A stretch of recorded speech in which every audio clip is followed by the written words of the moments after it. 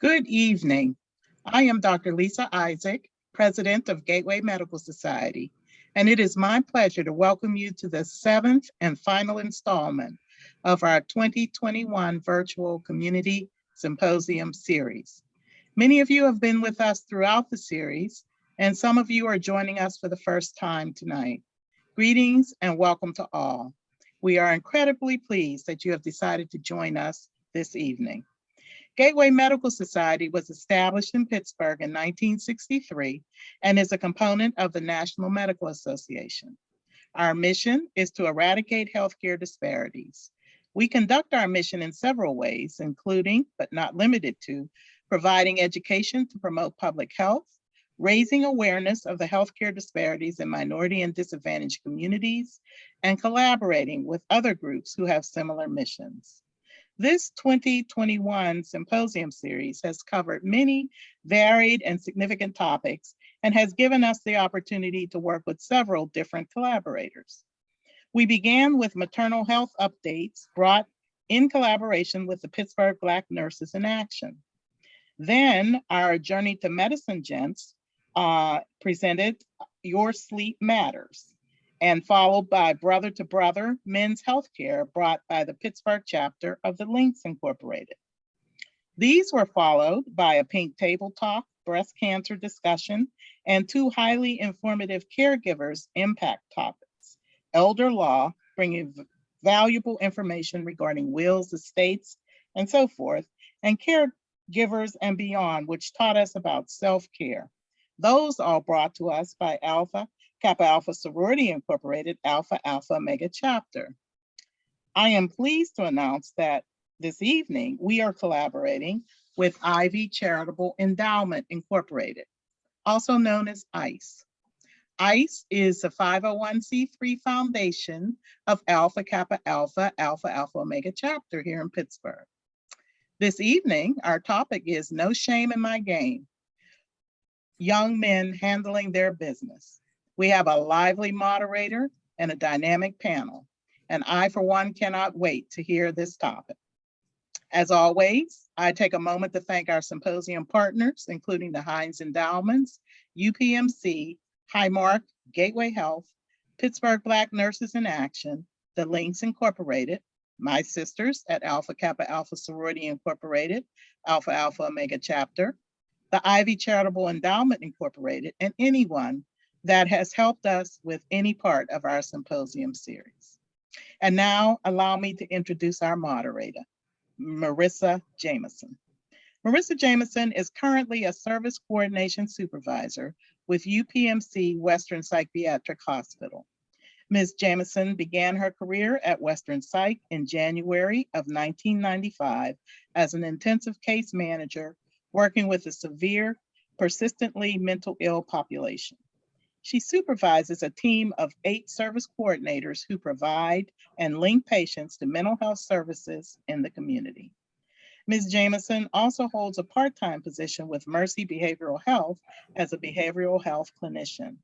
She has worked in the mental health field, servicing children and adults who are diagnosed with a mental health disorder. Ms. Jamison also spent 10 years at Presley Ridge, working with special needs children and their families. She has a strong background in mental health and criminal justice and possesses a broad range of counseling skills. Ms. Jamison has additional expertise in group therapy and linkage to resources in the community for the mental health population. Her undergraduate work was completed in May of 1991 at Indiana University of Pennsylvania in Indiana, PA. She holds a master's degree in criminology from the same institution, which she completed in May of 2009. Ms. Jamison is an active member of Alpha Kappa Alpha Sorority Incorporated, Alpha Alpha Omega Chapter, and an active member of the Ivy Charitable Endowment Incorporated. Ms. Jamison was appointed to the Penn Hill School Board in October 2020, and in the November general election, she was successful in retaining her seat on the school board. She looks forward to serving as an excellent mental health advocate and advisor to the Penn Hill School District. Marissa Jamison is the proud mother of twin daughters, Brandy and Bria. She has devoted her life to nurturing and providing love and support to her daughters. They are the true loves of her life. So now I am pleased to turn the program over to our very capable moderator, Ms. Marissa Jamison. Thank you, Dr. Lisa Isaac, for that wonderful introduction. I appreciate that so much. Welcome, everyone, to our symposium tonight. As Dr. Isaac stated, it is No Shame in My Game, Young Men Handling Their Business. We have a very nice list of panelists tonight, which I'm very excited about. I'm very excited to hear their expertise and their knowledge and what they have to share with you this evening. As you heard, I've been in the mental health field for a very, very long time, so it is a passion of mine, but I'm always willing to grow and hear new things because, you know, you can always expand your knowledge. And so I'm very happy that we have this opportunity this evening. So as we know, depression and anxiety are among, the most common mental health conditions experienced by young people. 1 in 7 men between the ages of 16 and 24 experience depression, anxiety each year. So tonight, the panelists will share their experiences and their knowledge regarding men and mental health, how they can access services, what their experience has been regarding that. So without further ado, I'm going to take a moment just to introduce our panelists to you. And then after we do that, then the panelists will share some things with you as well. So as we begin, Dr. Stacy Ford, she is the founder of Cow's Hope, is very well known for her expertise in trauma-informed care, advocacy, and therapeutic approach to providing quality care for individuals with all needs. Understanding that trauma comes from numerous life situations, Dr. Ford has focused on her education and career over the years so that she will be able to effectively make a difference in quality in life. Dr. Ford went into the Navy after high school, where she started her education to what was going to give her the most rewarding career that she could have. She quickly learned that serving others in a time of crisis and in need was where her passions thrived. Dr. Ford did not make the Navy her career, but instead it became her education stepping stone. After the service, she returned to Pittsburgh, where she became a mother, and that changed her life again. Dr. Ford had a son that was born with terminal disease. She was then faced with having to provide support on a personal level instead of on a professional level. This was validation that her career was chosen for her. As she cared for her son, she decided to go back to school so that she would be able to communicate and understand what was going on with her son. During that time, she realized that there were other families that did not have anyone advocating for them. In 2005, Dr. Ford started her nonprofit in honor of her son, Kyle. Kyle's Hope quickly grew and continued to grow because people were in need of advocacy and support. During those years, Dr. Ford decided to go back to school and get her doctorate. Dr. Ford completed her doctorate in abnormal psychology in 2012. Now she's able to provide even more services to others in need. As she looks back on her life, she can say that she made it not only because of her accomplishments, but because she has turned her own obstacles and opportunities for a better quality of life, not only for her and her family, but for all individuals from all walks of life. Dr. Stacy's mission is to make sure that every person has the best quality of life they can have regardless of their circumstances. Dr. Ford has been providing services for individuals for the past 20 years, and in the past 9 years have been from her own foundation. Trauma-informed care is her specialty. When we think about trauma, we do not always understand that it comes from multiple different causes: health, mental health, loss, grief, drug and alcohol, domestic violence, job loss, homelessness, etc. Dr. Ford gets to the root of the trauma and helps individuals process and work through it so that they can start the healing process and begin to get a better quality of life. As we look at the trauma in today's world, we know that having the proper support system, the village, makes a difference.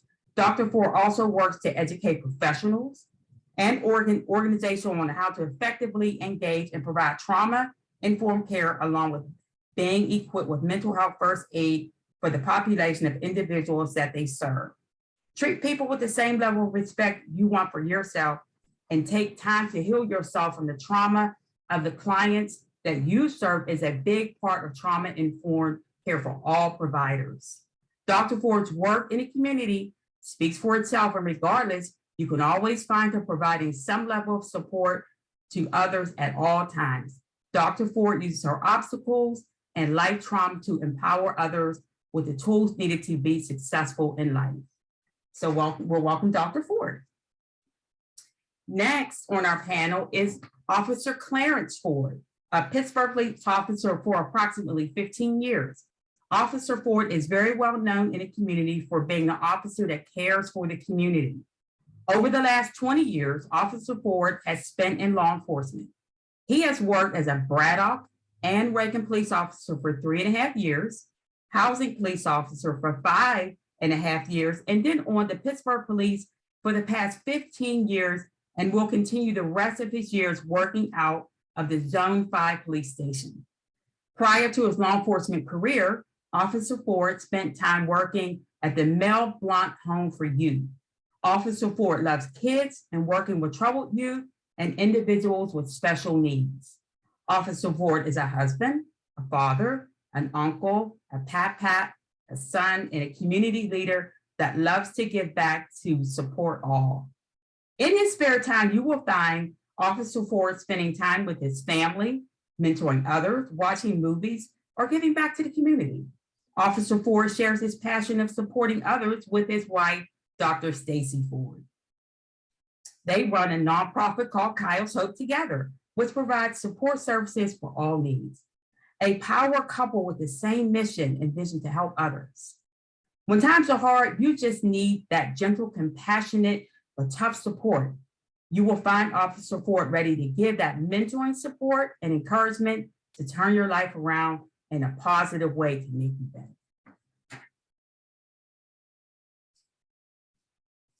Our next panelist, Coach John Lagann. Penn Hills head coach John Lagann graduated as a high school's valedictorian, owns a PhD in engineering from Carnegie Mellon, and works for a secured research laboratory that supports the nuclear Navy. Yet many folks probably know him as a high school coach with a lumberjack beard who wears shorts on the sideline no matter the weather, although he just trimmed his beard. That's just a joke. Lagann, an Aliquippa graduate, is entering his 5th year as the leader of the Penn Hills Indians. Lagann agreed to be the coach at Penn Hills after spending 3 seasons at Shaler. Penn Hills finished 16-0 in 2018 and won WPIAL and PIA AA titles for the first time in decades. That earned Lagann Post-Gazette Coach of the Year honors as he became the WPIAL coach to win a title just 2 years after going winless in the WPIAL.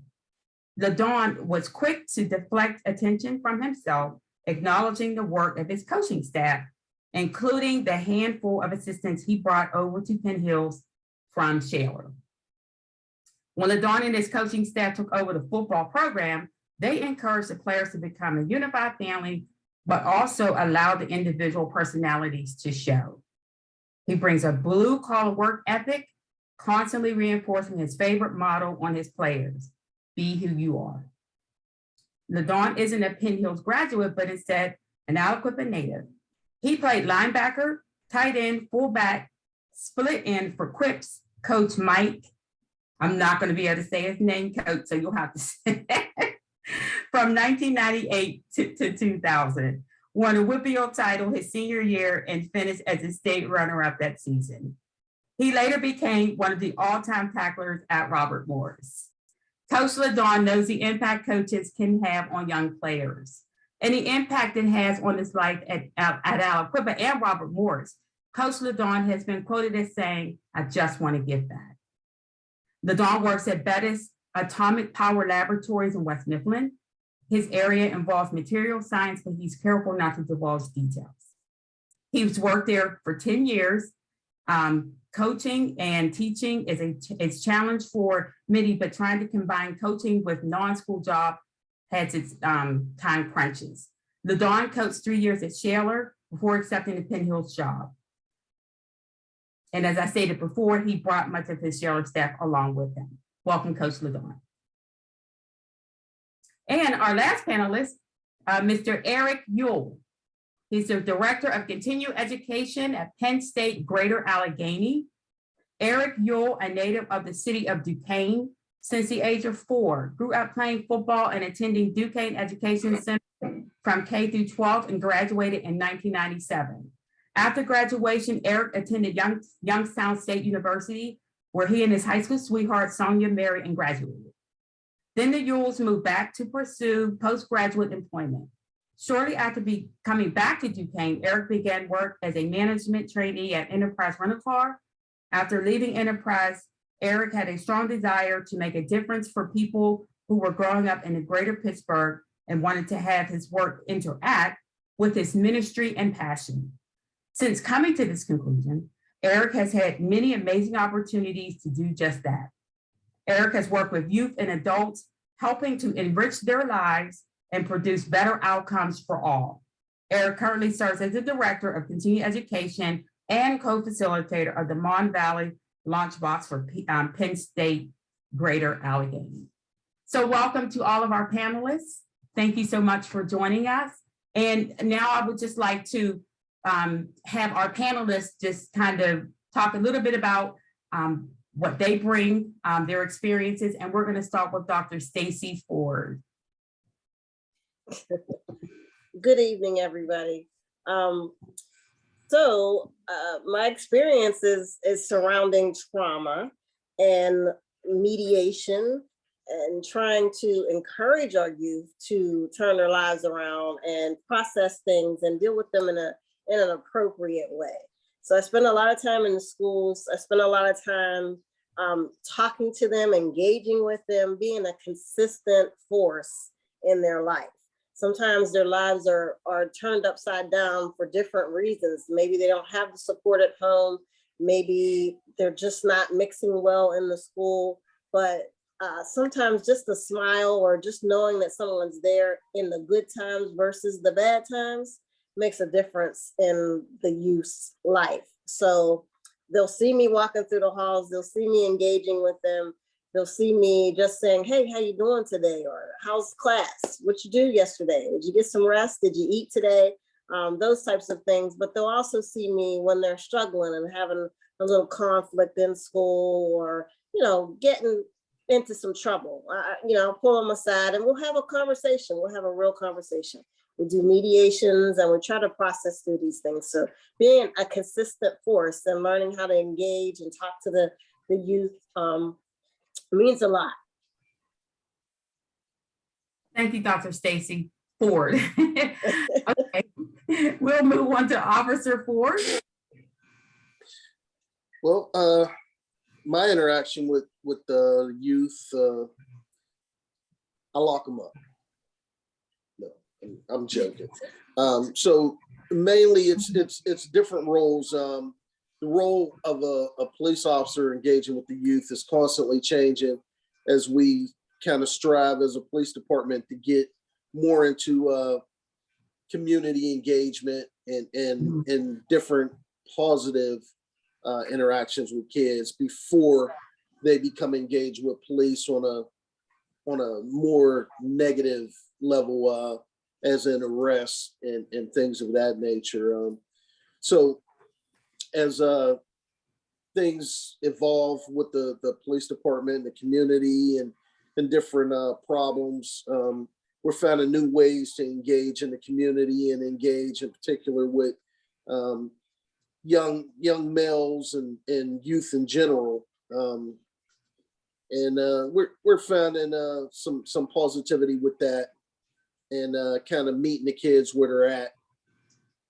And so that, as well as working with my wife in all areas and aspects of child development and engagement, trauma, and just all different aspects. It's a wide range. You got to kind of get on their level and get where they're at, because they're not always willing to come where you're at and join you on your journey. So it's evolving. Okay, And actually, just to kind of touch upon what you said, it was actually goes to one of the questions that I will ask when we're done in terms of like policing and the community aspect with that. So thank you. Okay, Coach Lagann. So yeah, as a football coach, everyone thinks it's just all about athletics and X's and O's, but we spend a lot of time with these young men, 6 days a week in season for 4 or 5 hours a day, and we do a lot of character development and looking for growth and maturity as we help to build a solid foundation for them to move on and be successful in life. We spend a lot of time talking about decisions and choices and consequences of those choices or rewards for those decisions, and focus on academics, just a complete package to build a solid foundation for as the boys grow and mature into young men at the next collegiate level. Okay, thank you. Thank you for that. Because I think that's really good to hear too, in terms, and we'll kind of get into that too, in terms of, sports is just not sports. It has a whole package, I would think, in terms of school, like you mentioned, like the academic piece of it. And as we talk about like their mental health status as well. So as we delve into the question. Okay, thank you. And Mr. Eric Yule. So I have a program that currently I'm running called Project Game, and it stands for Giving Adolescents Meaningful Experiences. We started out working in SIST 2 years ago, and SIST is the Community Intensive Supervision Program through Allegheny County Probation. But our program is premised around growth mindset and mental health. Those are the two pieces that we focus on most. But what we do is we create a plan with every young man that we work with called an ISP, which stands for Individual Success Plan. And that plan follows this young man wherever he goes. Now, this last year during COVID, McKeesport High School reached out to us and said, hey, we think we can use your program and with more than just males who are adjudicated. So we went into the school and we started working with all the students. And we had some students who were on track to go to Ivy League schools who were benefiting from our program, and some students who were struggling in school with their grades and with their mental health and with social aspects.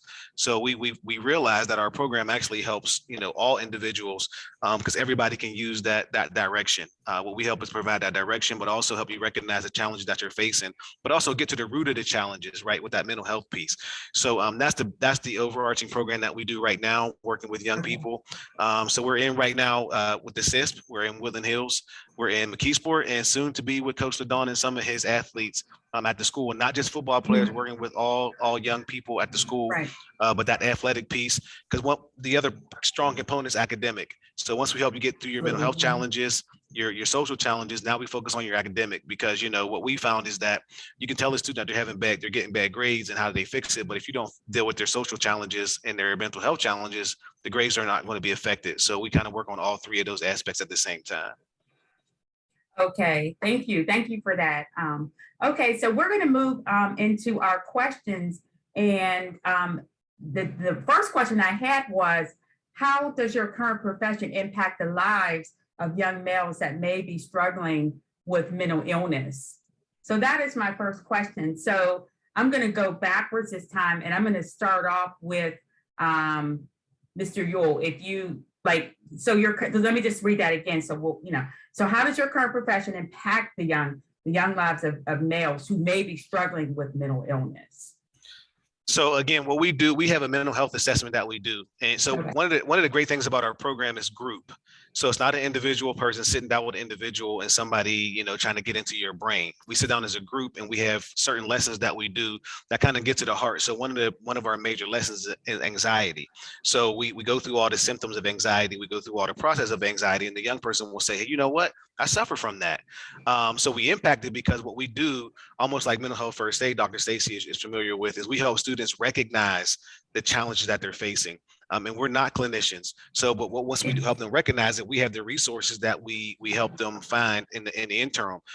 So just an anecdotal story, we had a young man who came to us, And he didn't know he was dealing with all of these anxieties and different things of that nature. But once we helped him recognize them, he actually graduated high school from the community as a supervision program, and then also got accepted into college. So, helping him overcome those mental barriers helped him go from, adjudicated youth in the system to now being a university student.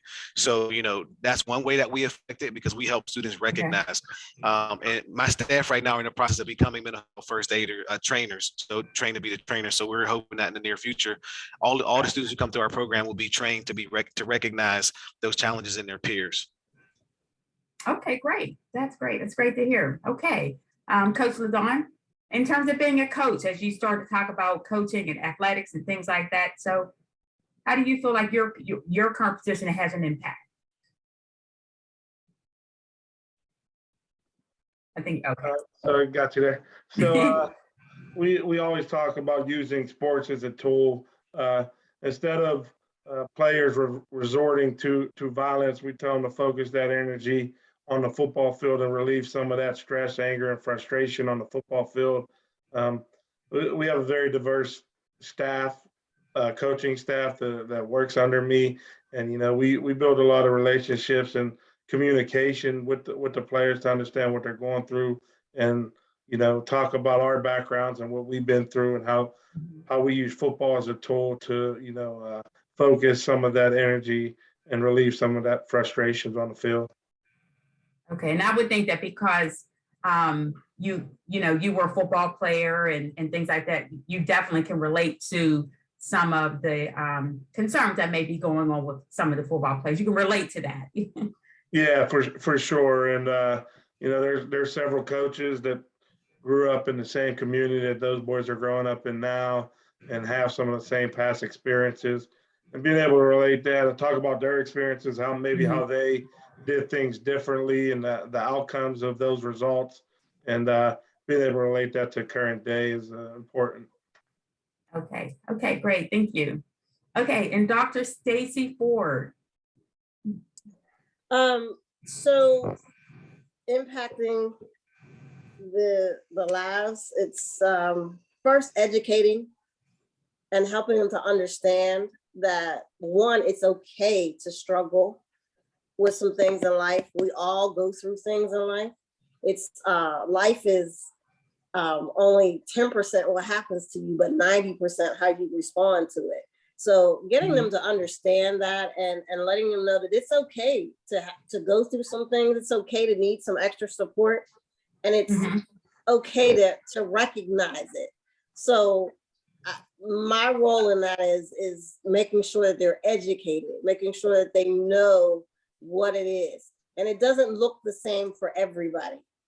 Every young youth that's out there has a different way of showing their mental health struggles, or going through it, or processing through it. So it's my job to sit with them and try to work through that, so they know what it is, how can we help it, what can we do about it, and really putting all the pieces in place, because it takes a village to wrap around these kids. As my husband talks about, what he does, it's really, he's the last person to lock somebody up, I'll tell you that. All my students that I've worked with, that he knows that he's worked with, if he's engaged with them in a traumatic situation, they'll come back to me and say, your husband was really nice. He talked to me, he calmed me down. He, told me I should go into a trade or something like that. So we kind of work together in that aspect.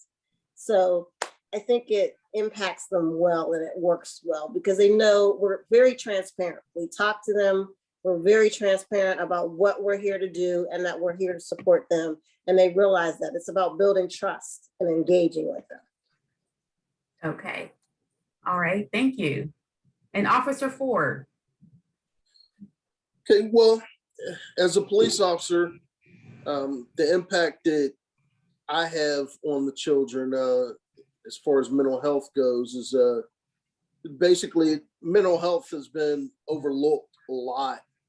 It's kind of that thing that no one really wanted to deal with, and kind of in the 80s and 90s, we kind of just put people away and let them get help at the state institutions. And when that closed, people really didn't have any alternatives for mental health. And so a lot of it goes unrecognized. And young men and probably men as well, we're not big at saying, hey, I need some help, and identifying problems and admitting that we need someone else. So part of my role as a police officer with this new piece of community engagement and getting onto the level with the youth where they can understand, or that they even want to be involved with me as a police officer or as a role model. Part of that for me is kind of like Coach was saying, that letting the kids know that I can identify with some of the problems that they're having. With this new community engagement, they can not only see me as a police officer, but as someone that came from where they came from. I grew up in the projects in Arlington Heights. So there's some differences and some understanding that I have as to what the current youth are going through. And being a police officer, I have a certain amount of latitude where I can engage with the kids and deal with them on a mental health level and identify some of the problems. And those are some of the things that we're trying to do as law enforcement now, is recognizing some of these problems and having a different approach to deal with them. So it's diverse, it's ongoing, it's changing, and we're finding some success and looking forward to dealing with the community on the whole in a different level and identifying some of the problems of mental health and the youth. Okay, and as you talk about in terms of policing, and I'm sorry, I'm going to just I'm going to start with you with questions in terms of that. Is there any sort of like training that's going on in the police department for police officers in terms of related to mental health and related to, like you said, the community policing, knowing when to recognize when someone may be dealing with a mental health episode? Is there anything like that that's going on within the department? Yes, there is. So constantly, we're ever changing. Anytime that there's a negative interaction, there's some type of positive reaction that comes out of it. Okay. And when these things are happening with law enforcement across the country, when they're identified and people are raising issues with them, oftentimes a lot of good comes out of that. Mm-hmm. As far as training and being able to identify different issues with mental health and persons with mental health in different avenues of dealing with them. A lot of people in recent outrage at some of the events have expressed a need for more social workers. So as crazy as that sounds, I think it's actually a good idea, and it's a different approach. You always have to take a different approach and figure out new ways to do different things. And social workers and mental health workers and people working collaboratively to engage in the problem. So there's police officers go through updates yearly.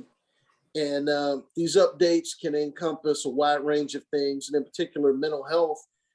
So we're receiving new training to recognize persons with mental health and different steps and de-escalation techniques, and actively engaging in what we call verbal judo in different ways of communication and involving with people, dealing with them in other ways, just not the perception of grab them and physically lock someone up. So there are constantly ongoing changes and trainings and recognizing persons with mental health.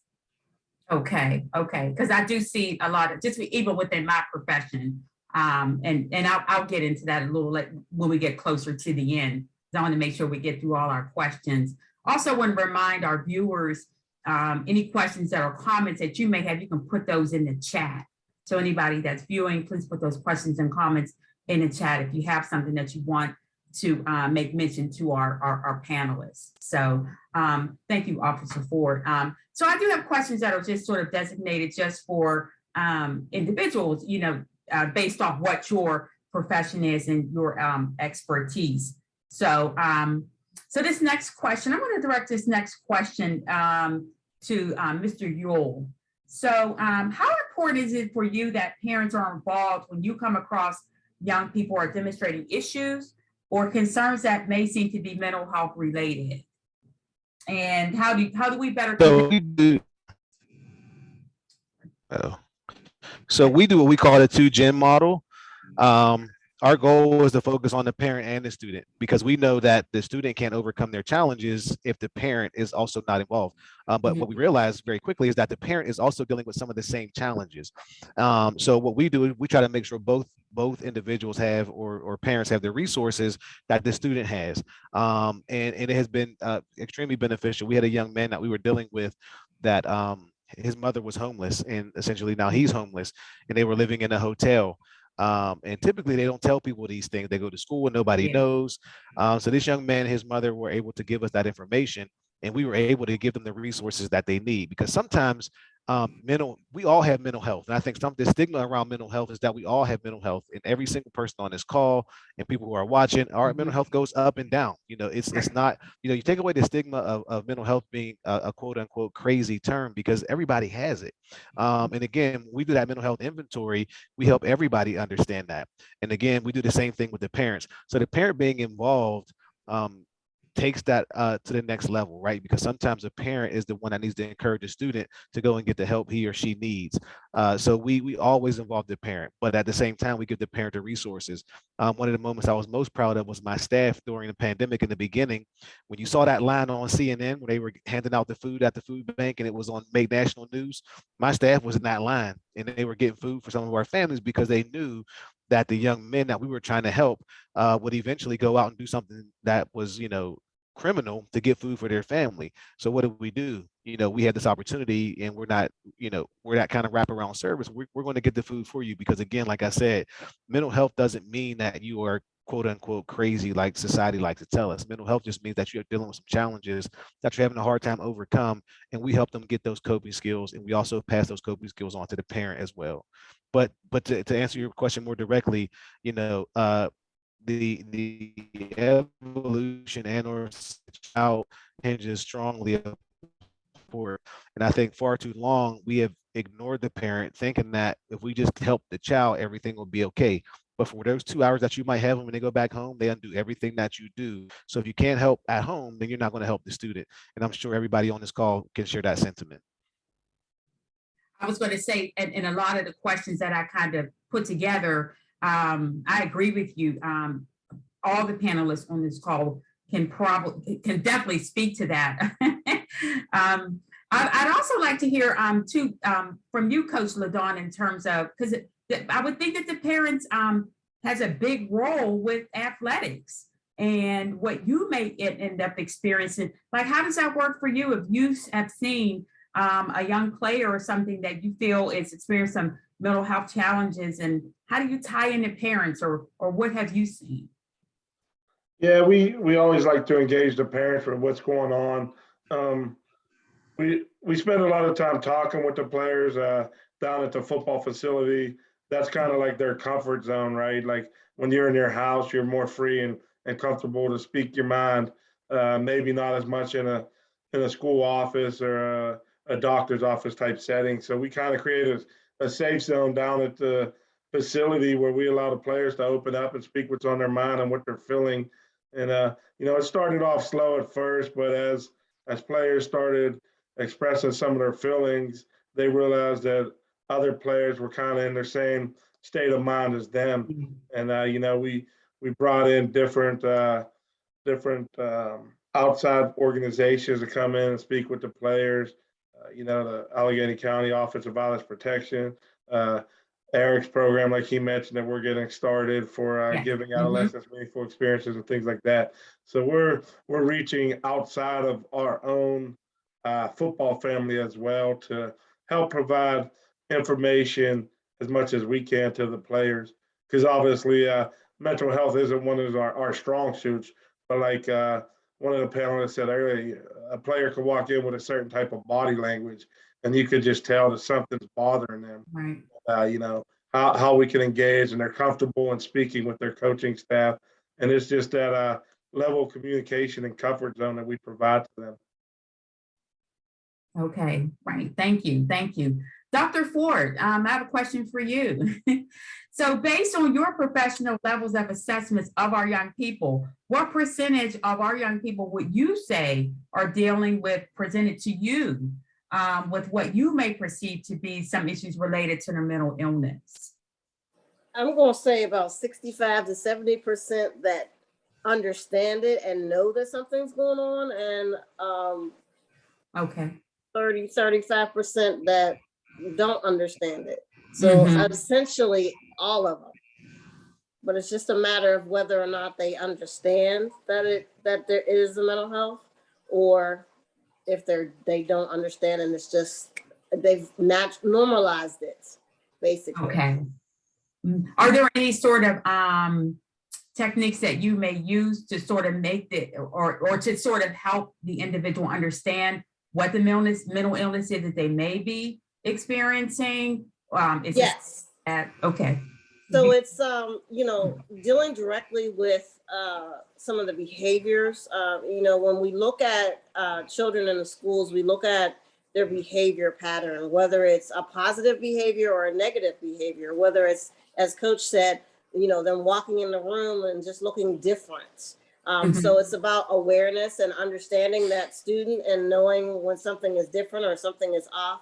You have a student that potentially had good grades and all of a sudden they're falling off.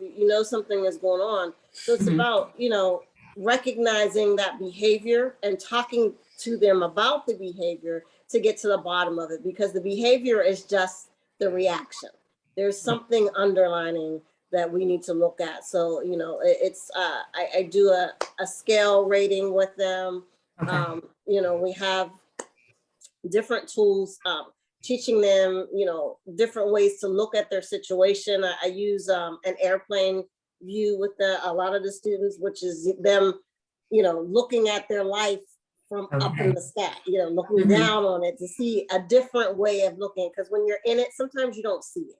So you got to go outside the box and think differently. Also relating to them with things that they like opens up a door for a better conversation about those things. And then you're able to engage and talk to them about what's going on and educate them on, let's talk about some ways to do this differently, or the stop and think model. We don't want everyone, reacting, and then it becomes a problem. There's fights, there's, they're getting a hold of guns or weapons out in the street, and there's this and that going on. We're trying to diffuse these situations before they get to those things. So education and really knowing your students and recognizing when there's a difference. Okay. All right. Thank you. This next question is actually going to be for Mr. Yule and Coach Lagann. Okay, so moving forward, does mentoring remain an important component in servicing this population? And I know, Mr. Yule, you're going to be you're already into the schools, and mentoring is, I would think it would be a good piece to that. Do you feel it's a viable service to young people, and how would you implement that? And Coach, I'm going to ask you the same thing in terms of football as well, or sports. Sorry, we make everything service related. So again, we ask for every school that we go into to give us actual specific time with students. And what we don't do is the typical mentoring where we just sit down and we kind of have powwows. Everything that we do is intentional. So the first thing that we do with all of our students is called a True Colors assessment. True Colors is a national personal assessment that's done by Disney 100 companies. They all use it for their upper level management. We do that same assessment with every student that we work with. And that assessment tells you who you work well with, who you are, Okay. and it also gives you tools on how to deal with people who are unlike you. And with that, it also gives you a career track. So our mentoring from day one gives you a strong assessment of who you are, A, and then B, on what track you should be on. And then we also develop that plan, like I said, that gives you that academic goals. So, there are students who have graduated from our program in the CISP who still call us a day, and they started with us when they were 17 and now they're 19. And some are 20, and they still call us today. Hey, I just need to talk to you. I'm just having a bad day, you know what? And I know you helped me get through some things, and I can't deal with this right now. My guys get texts at 2:00 in the morning. So Kyrie Hicks, one of my success coaches, we call them success coaches, not mentors. Okay. He texts every morning, every guy that he's ever worked with, and he gives them inspirational quote every morning. And again, now they call him every week, every day. So that's kind of how all that works. I thought you might have lost me for a second there. I apologize. I think you froze up a little bit. I'm sorry. My internet is sketchy in the church, but yeah. So with that success plan and with that everyday mentoring that you call it, but it's more about success coaches, and my guys look like them, right? They talk like them. They listen to the same music they do. But my lead success coach, LaVon Wesley, is a doctoral candidate at Duquesne University. So, he goes, well, even though he looks like them and talks like them and walks like them, he can show them a whole nother path. And he also went to Penn Hills. He also he's a transient family. He went to Penn Hills. He went to Duquesne. He went to McKeesport, so he shares the same experience that they share. But the difference is he has a bachelor's degree, a master's degree, and now working on his doctorate degree, but still has the same challenges, family challenges, right? So his mom still struggles, his sister still struggles. So, when he's talking to them, it's well beyond mentoring, and it's more like, you're talking to somebody who is your peer, but can show you another way. So we go well beyond that traditional mentoring model where we kind of just sit down and powwow, take you a nice trip and have a good time. We really get deep down and dirty and have you understand that, listen, I came from the same community, came from, I dealt with the same challenges, but this is how I overcame them. And guess what? I'm going to make sure you overcome them as well. Okay, thank you. And Coach Lagann, in terms of athletics and football, and is there any type of mentoring or how do you see that? How does that look for you? Yeah, so on a day today, every coach is a mentor, right? Most 95, 99% of coaches you talk to got in the business to impact young men's lives through the game of football, right?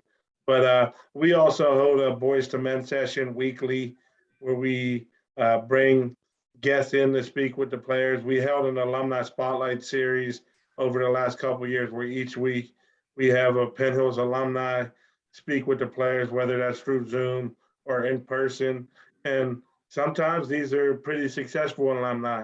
Other times it's alumni that made the wrong choice or the bad decision, so that they could get the full spectrum of, how your decisions impact your career path.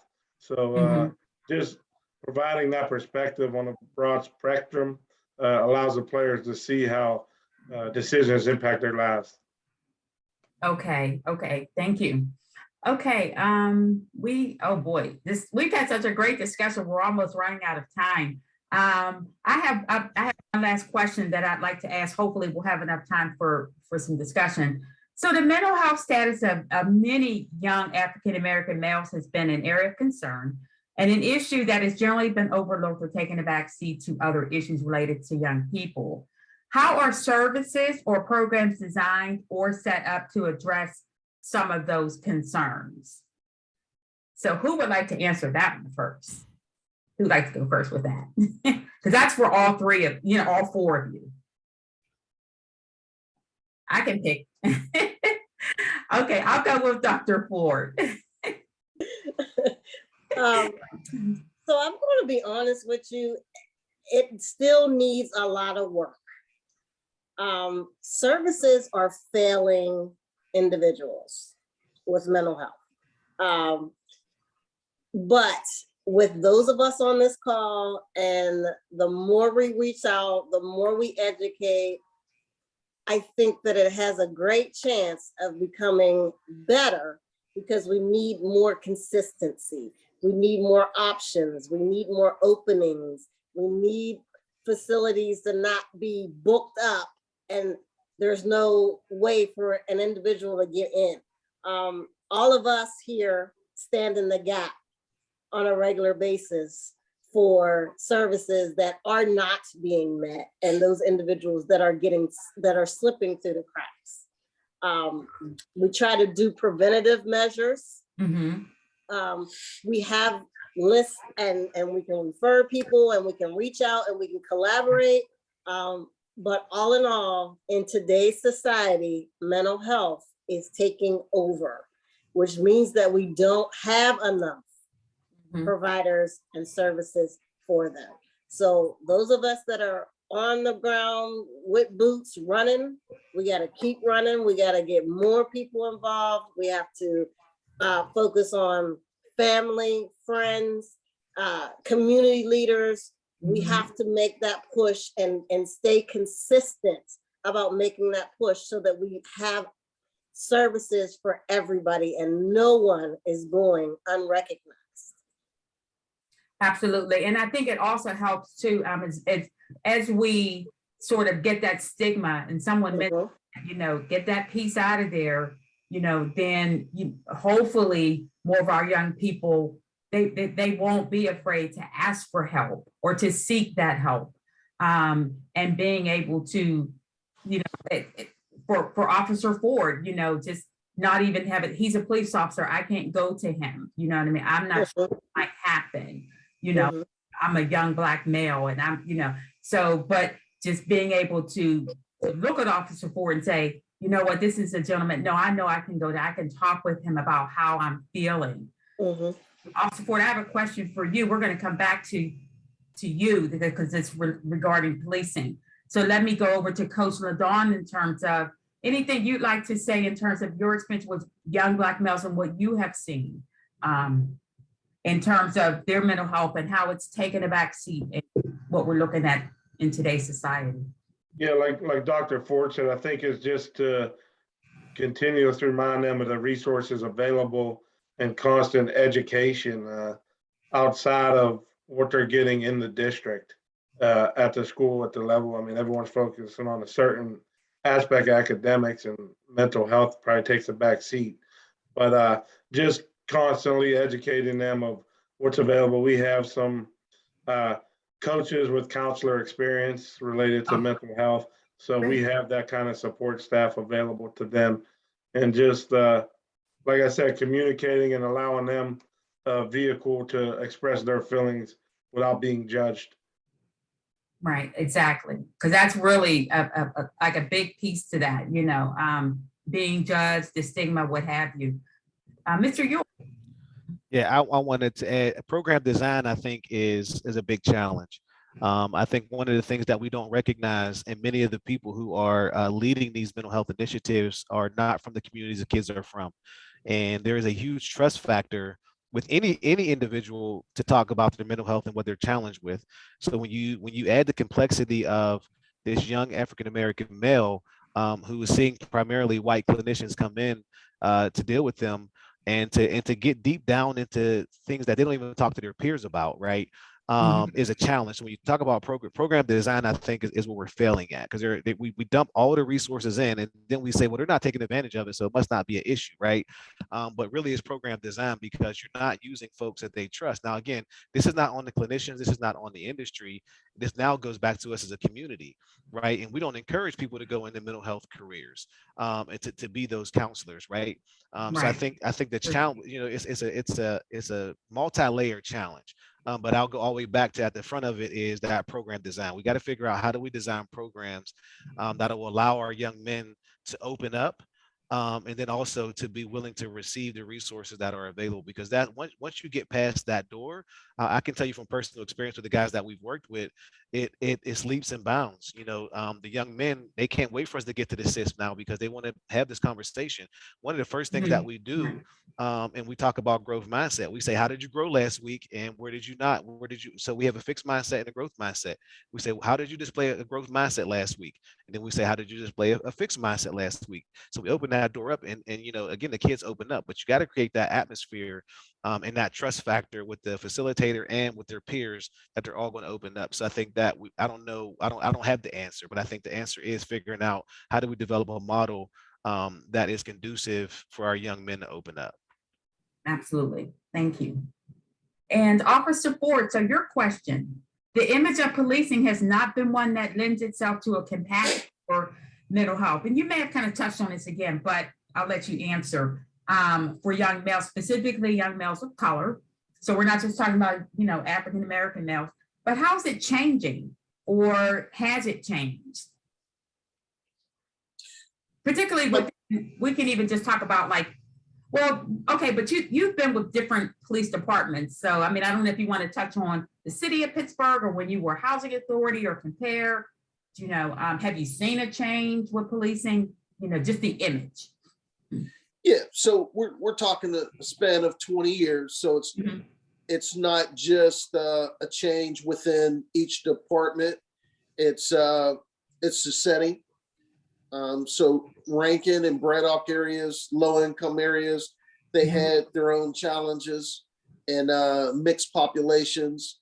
And then moving on to housing authority, city of Pittsburgh, also low income areas, urban, and the projects. And that posed a different set of challenges. So there have been changes there also. And then finally moving on to the city, where it's diverse and it's not as confined, there have been even more changes. And in particular, coming to date where we are now in 2021, as I've said before, that out of some of the worst incidents have come a lot of positive change and looking at things differently. So I think that it is evolving, and that there is change happening. Oftentimes that change is coming at the expense of someone else, which is not necessarily a good thing. And I kind of like what Eric said, that,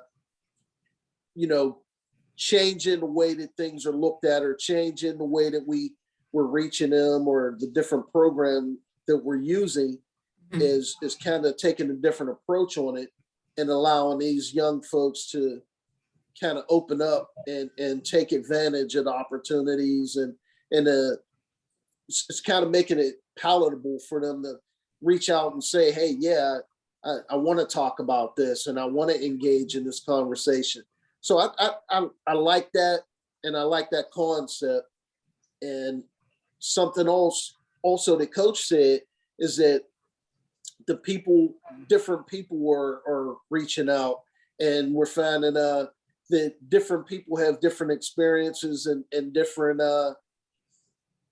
ways of adding to it, and being able to reach out, and the kids can open up to different adults or different role models. So we are finding new ways to do things, and I think definitely that needs to continue. And the people that are behind the scenes or controlling the purse strings, whatnot, need to recognize that it's a problem, and not just when it becomes a problem, but looking ahead, engaging in the community, finding out what the community needs, listening to the community, and being able to not only react, but be proactive and offer different ways of looking at things and different ways of dealing with different problems. Okay. Thank you. That's why I was so excited about this panel, because each of you brings something different to the table in terms of what you're doing, your experiences. So, again, I was really excited about, what we were going to discuss tonight, because I think it kind of, from everybody's perspective, I think it yielded a good discussion, and I appreciate that. Does anybody want to share any resources that they may with any of our viewers? That Dr. Ford, I know that you have the trauma, your business. If you want to, I think you can put that in the chat, I'm sure. But if anybody wants any resources that they may have, I know Mr. Yule, you were talking about your programs. I think you, We do have a community, a self-referral program now. So, our main objective through our grant is to work with young men who are adjudicated, who are dealing with Okay. probation issues. We do have a way for families to reach out to us. I'll just give my email right now. But a parent can reach out to us and say, I'm having challenges. My son or my daughter is currently on probation. And there are stipulations for young people to get off of probation. And with our success plan, we help them through that process. So my email is exe78. That's exe78 at psu.edu. So if there's a family that wants to reach out to us, we're willing to start working with families individually. We do have a limited capacity, so we can't take on every family, but we're trying to take on as many families as possible, as also we're dealing with the schools. So that's the biggest resource that we can do. And we're going to offer monthly, 1 month session for those families that they can come and they can develop an ISP and have that success plan that they can continue to work on with their parents as well. So that's the main thing I would talk about now. And if you're in one of the schools that I mentioned, you can come and see the students, come and see us in our offices as well. okay. So we're gonna put that in the chat. So I'm not sure if everybody if they can see their little chat thing. You can type something in there. Let's see. Everybody see that? I think you can. Dr. Ford, do you have any sort of resources or anything that individuals can they be referred to you, or how would they do that? They can self-refer, they can be referred. I put my information in the chat. They Great. can email us and we will send them a link. They can reach out to us. We're always available. We work with a lot of different agencies. I work directly with the police department, so they also will refer people to me. So, feel free to reach out if you're in need of services or just need support. And that's not just individuals, that's also organizations. Okay. I do a special program with teaching organizations how to engage. Okay. Great, thank you. Officer Ford, do you want to, or you're fine with your wife's, or do you have, you know, any resource that you know of, or are you good? I'm pretty good, but Okay. just that the police department does have other agencies that we touch upon, but I would absolutely like to see more done with these agencies and kind of broadening. I can mention that kind of what brought me and my wife together. We were both working with youths, and a previous supervisor that I had, Jason Lando, he pretty much put together a great program, which kind of started the ball rolling with the community engagement. Whereas, as I stated before, when we kind of got down on the same level as the kids, it wasn't that we put this program out there and offered for the kids to come up to where we were. We kind of got down there into the streets and met them in their community, mm-hmm. and got down on their level where we can understand what they're saying and they can understand what we're saying. And we did some role playing and we did some different activities to get the kids engaged and allowed us to kind of see where each other were coming from, so that the kids didn't just see the law enforcement as the popo, the pigs, or right. all the negative connotations, but right. they kind of looked at it in a different light and kind of see that we really aren't any different from them, that we came from some of the same places that they came from and faced some of the same adversities that they did. So that program was very successful, and I mean, he's moved on to greener pastures, and he's in Maryland now doing his own thing, Jason Lando. But we do still have some very good supervisors and the administration. We just need to expand on this program because it was a real asset to the community and being involved in the community engagement. And we need to join together that divide that we have in law enforcement in the community. Okay. All right. Well, thank you for that. Thank you. How about you, Coach Lagann? any kind of resources that that you may know of for athletes that may be going through some mental illness or mental health challenges? We've just been leaning on a lot of other programs, talking with my coaches, talk with different coaches as well, like Okay. very close with coaches in McKeesport, Clareton, and other types of communities like ours. So we bounce ideas off each other and kick around different things that we could do to help the kids out. Okay, great. Thank you. Thank you. And as you heard earlier, I'm a service coordination supervisor with Western Psychiatric. So I definitely will share your resources as well with our staff, because we do work with, transition age. We also have adults. And so maybe for like your program, Eric, so that might be kind of helpful as well for some of the individuals that we see. So now I'm going to turn it over. Thank you guys for joining. I'm going to turn it over to Ms. Jackie Blakey Tate. Hey, team. This has been a very, very, very informative discussion and a well-rounded and diverse panel. And I want to thank each of you. I am Jackie Blakey Tate. I'm the president of the Ivy Charitable Endowment. And this program was the brainchild of one of our members who has since moved to Florida. She is Mrs. Holly Sobiak, and she has a passion for encouraging those who need mental health, which basically, as we heard in the discussion tonight, and as I see in my daily life, to encourage each other to get help for it, to seek it. There's no shame in doing that. And that's one of the things that she was trying to reach young people to help them to understand. What I liked about this program is that any age group has issues, and it's okay to reach out to say, I need some help. I'm really kind of familiar with one of the programs that Officer Ford talked about. My sister is the student assistant at the Student Achievement Center. And one of the things that she did with Landau was to bring officers in street clothes, and they started having lunch with the students. They had no idea that they were police officers.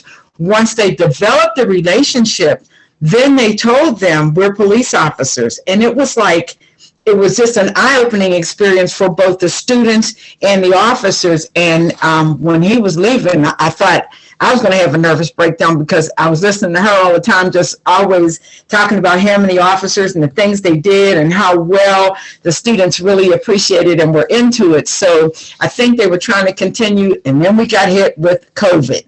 So I know that she's talked about kind of trying to revive that, and it would be a good thing. I really need to say thank you to Coach Lagann, because in his position, not being employed in a school, but seeing the need to bring those services in for students that he's not there with every day, and using those resources has been an aid to, I know, the Penn Hill School District. And also, Eric is one of those providers, and the schools that he named are the schools that we generally hear negative things about in the news. And as I was sharing with the panelists earlier before we went live, there's so much negativism that nobody looks at the positive side. And through these relationships, our students and our parents and families have developed relationships which make it okay to seek help and develop those kinds of relationships that will be helpful in our mental health. We'll take somebody to the doctors for a cut on their finger. We're sitting up in the emergency room. But when something is not right and it's something, you just feel it, we don't address that. And as a society and as a people, we really should. So I would really like to thank each one of our panelists. I would like to thank Marissa Jamison for really coming through. She started on the committee with Holly and I, but I don't think she knew how big her role would end up. And I really appreciate her always having my back. And I really would like to thank all of our audience and the Gateway Medical Society for including us in the symposium when it's live. I mean, I think this is much far, it's more intimate than we are when we're in the big auditorium and listening to everyone. So I want to thank Dr. Isaac, Dr. Edwards, and especially to Tamara. I just really appreciate the help that you've given us and guidance. If you have any questions that haven't been answered and you don't have the addresses in the chat, feel free to reach out to Gateway Medical Society and they will connect you with us. With that said, everyone, please have a great holiday season and a safe holiday season. And thank you so much. Good night.